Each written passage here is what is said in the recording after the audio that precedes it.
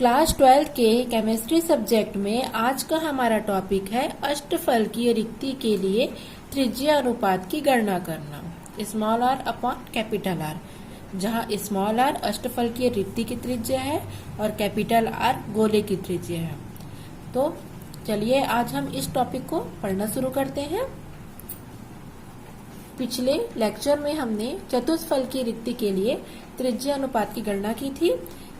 ये सेम उसी पर बेस्ड है, इसलिए आप लोग अगर चतुष्फलकीय रिक्ति के लिए त्रिज्या अनुपात की गणना वाला वीडियो देखे होंगे तो आपको ये बहुत ही सरल और आसानी से समझ में आ जाएगा। तो सबसे पहले हम पढ़ेंगे कि अष्टफलकीय रिक्ति किसे कहते हैं। तो इसके लिए मैंने बताया था आपको अष्टफलकीय रिक्तियों के बारे में, ये आप देख रहे हैं, देख सकते हैं। कई बार हम इस टॉपिक के बारे में पढ़ चुके हैं कि किसे हम अष्टफलकीय रिक्तियां कहेंगे। तो आप लोग को इसे देख करके ही समझ आ जाना चाहिए कि इतना इजी है ये। क्या होगा, दो परतों के मध्य आप लोग को देख रहे हैं, पहले ब्लू कलर का एक परत के ऊपर है और दूसरा रेड कलर का। तो दो परतों के मध्य निर्मित जो रिक्त स्थान है इसे ही हम अष्टफलकीय रिक्ति कहते हैं। और पिछले वीडियो में हमने देखा था कि जब त्रिकोणीय रिक्तियां बनती है तो इसके बीच एक गैप होता है जिसे हम एक तीन गोले के बीच के स्थान को हम त्रिकोणीय रिक्ति कहते हैं। तो जब द्वितीय परत की त्रिकोणीय रिक्ति प्रथम परत के त्रिकोणीय रिक्ति के ऊपर व्यवस्थित हो तब इसे हम अष्टफलकीय रिक्तियां कहेंगे। अब अष्टफलकीय रिक्ति पढ़ लेने के बाद हम इसकी त्रिज्या अनुपात की गणना करेंगे। तो आप लोग देख रहे हैं यहाँ पर ये एक अष्टफलक रिक्ति है, अष्टफलकीय रिक्ति है।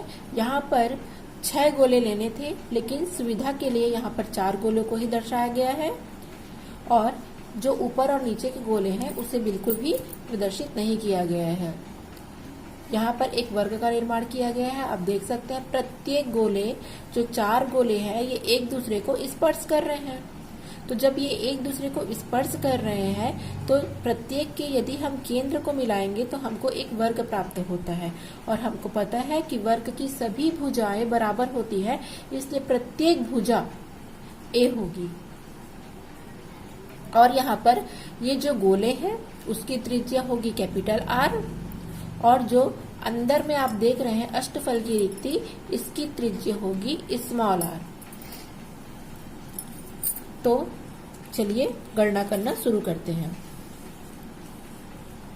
यहां आप देख रहे हैं, माना कि यहाँ पर चतुर्भुज है ए बी सी डी, जिसकी प्रत्येक भुजा क्या है, ए है। क्यों? क्योंकि वर्ग की सभी भुजाएं आपस में बराबर होती हैं। तो प्रत्येक भुजा की लंबाई a सेंटीमीटर। तो अब हम फिर से त्रिभुज ए बी सी जो समकोण त्रिभुज है इस पर हम पाइथागोरस प्रमेय से हम गणना करेंगे। तो अब देख सकते हैं समकोण त्रिभुज ए बी सी में यहाँ पर आप देख रहे हैं ए सी क्या है, एक विकर्ण है। ए सी विकर्ण है, ए बी आधार है और बी सी लंब है और प्रत्येक की भुजा ए है। तो ए सी का स्क्वायर बराबर ए बी का स्क्वायर प्लस बी सी का स्क्वायर। क्योंकि ए सी का स्क्वायर क्या हो जाएगा, प्रत्येक भुजा बराबर है, इसलिए दोनों में ए स्क्वायर प्लस ए स्क्वायर हो जाएगा। अब ए सी का स्क्वायर बराबर 112a का स्क्वायर, स्क्वायर हटेंगे तो अंडर रूट लगेगा और अंडर रूट और स्क्वायर की मान 1 होता है, इसलिए a√2 इसे हम इक्वेशन फर्स्ट दे देंगे। इसे हम क्या देंगे, इक्वेशन फर्स्ट दे देंगे। अब उसके पश्चात हम आगे वैल्यू ज्ञात करेंगे AC की। तो आप देख सकते हैं यहाँ पर माना कि जो 4 गोले दिए गए हैं उसकी त्रिज्या कैपिटल आर है और जो अष्टफलकीय रिक्ति है उसकी त्रिज्या स्मॉल आर है। अष्टफलकीय रिक्ति की त्रिज्या क्या है, स्मॉल आर है। तो अब हम क्या करेंगे, AC का मान लेंगे। तो AC का वैल्यू यदि हम देखें तो यहाँ पर एक गोला है, तो यहाँ से यहाँ तक का वैल्यू कैपिटल आर, यहाँ पर आर और यहाँ से यहाँ तक का फिर से आर, और ये C यहाँ से करके कैपिटल आर। तो क्या हो जाएगा, 2r प्लस 2r। अब देख सकते हैं तो AC बराबर 2r प्लस 2r। तो AC बराबर क्या हो जाएगा, 2 को कॉमन ले लेंगे और r प्लस r को हम लिख लेंगे और इसे हम इक्वेशन 2 दे देंगे। क्लियर बच्चों।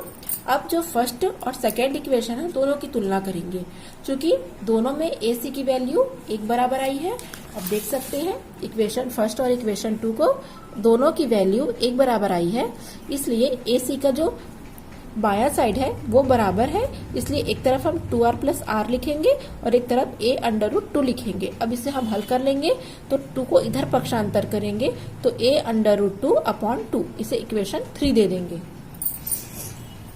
इतना तक आप लोग को समझ में आ गया, क्लियर हुआ?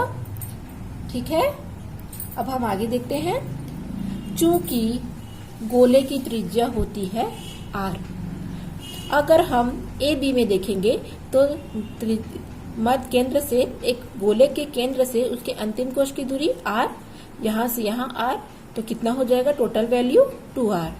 उसी प्रकार BC में देखेंगे तो यहाँ r यहाँ r, कितना हो जाएगा 2r।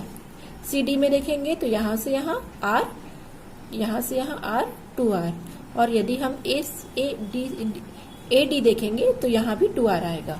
तो हमको पता है कि वर्ग की भुजा A है, इसलिए यदि हमको A की वैल्यू ज्ञात करनी है तो A की वैल्यू हमको क्या प्राप्त होगी, A की वैल्यू हमको 2r प्राप्त होगी। यहाँ से यहाँ r, तो क्या हो जाएगा 2r, तो A इक्वल टू 2r, इसे इक्वेशन हम 4 दे देंगे।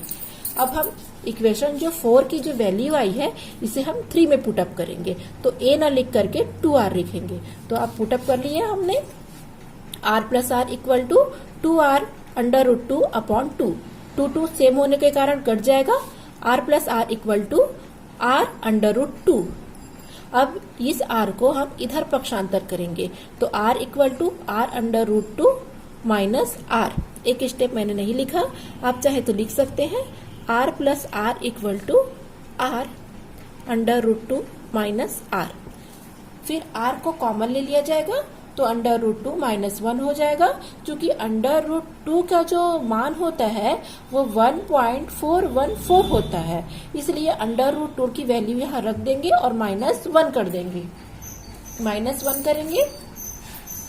ठीक है, उसे हल करेंगे तो क्या आ जाएगा, इसे यदि हम हल करेंगे तो आ जाएगा r equal to r 1.414 minus 1। अब हल करेंगे तो 0.414 आ जाएगा और r को इधर हम पक्षांतर कर देंगे तो r upon r equal to 0.414। अतः क्या हमको ज्ञात हुआ, अष्टफलकीय रिक्ति के लिए त्रिज्या अनुपात r upon capital R equal to 0.414 होगा। और हमको पता है जहाँ स्मॉल r अष्टफल की रिक्ति की त्रिज्या है और कैपिटल R एक गोले की त्रिज्या है।